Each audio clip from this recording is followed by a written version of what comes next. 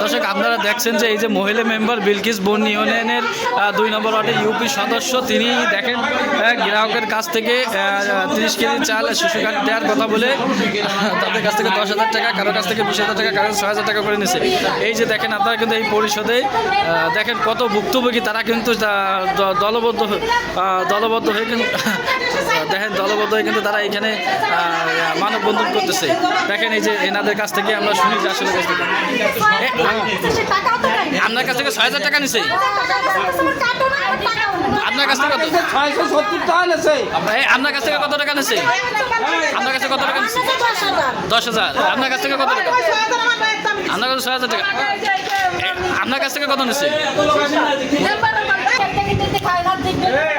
ওই তো এটা এখানে এত সবাই টাকা পাবে, তারা আসছে, এরা আসছে।